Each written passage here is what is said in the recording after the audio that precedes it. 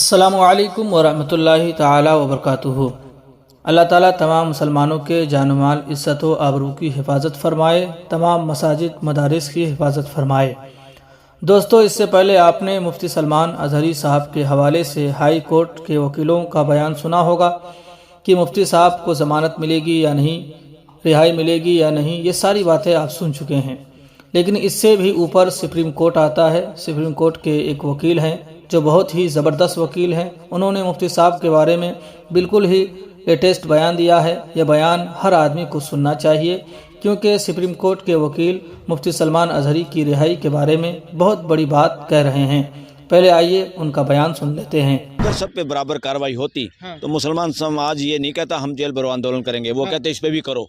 मगर क्योंकि उन्होंने देख लिया कि बाकी बकवास करते उन पे कार्रवाई नहीं होती, और ये एक ने कुछ कहा है और ये कह रहा है मैंने इजराइल के लिए कहा है और इस पे कार्रवाई हो रही है, तो जानबूझ के भेदभाव किया जा रहा है। कोई आदमी बोलता है उसके खिलाफ कार्रवाई नहीं होती, कोई दूसरे संप्रदाय का बोलता है उसके खिलाफ कार्रवाई होती है।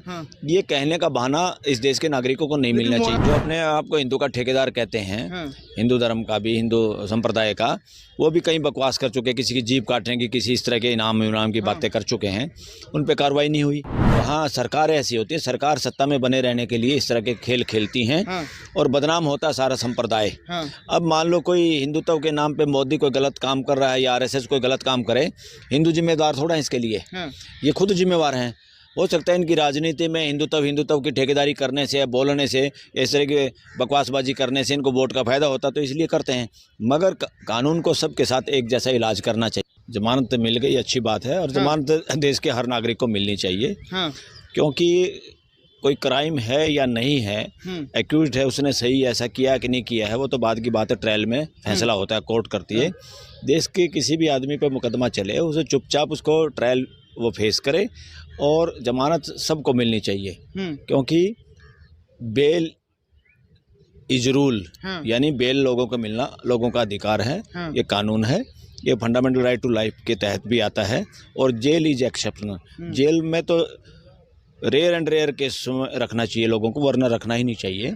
अजहरी को भी जमानत मिली है, ये अच्छा कदम है और कोर्ट ने सही किया है, क्योंकि अजहरी ने जो बात कही है, अब पूरा कॉन्टेक्स्ट में देखेगी कोर्ट कि पूरा भाषण क्या था, क्या वो कहना चाहते थे, क्या वाकई यहाँ के किसी समुदाय को, संप्रदाय को वो कुछ गलत कहना चाहते थे, या किसी की भावना को उससे ठेस पहुँची है कि नहीं पहुँची है, ठेस पहुँचनी चाहिए कि नहीं पहुँचनी चाहिए।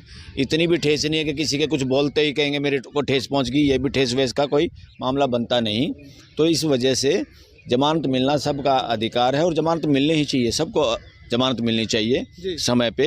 कहा जा रहा था उन्होंने जो भाषण दिया था वो काफी भड़काऊ था, लोगों को मान ठेस हुआ है, हानि हुई है। अरे कुछ लोग ऐसे हैं जो सत्ता पक्ष के नजदीक हैं आजकल लोग, और वो पूरा का पूरा समाज, देश के लोग। आपने सुन लिया कि सुप्रीम कोर्ट के वकील ने क्या कहा। उन्होंने यही कहा कि मुफ्ती सलमान अज़हरी ने कोई ऐसी बात नहीं बोली है कि जिससे किसी को कोई तकलीफ पहुँचे। उनका कहना है कि बेल मिलना चाहिए, बेल इंसान का अधिकार है, और उनका बयान ऐसा नहीं है कि उसे जेल में रखा जाए। आप इस बारे में ज़रूर कमेंट करें और बताएं, और एक बार लब्बैक या रसूलुल्लाह का नारा ज़रूर लगाएं।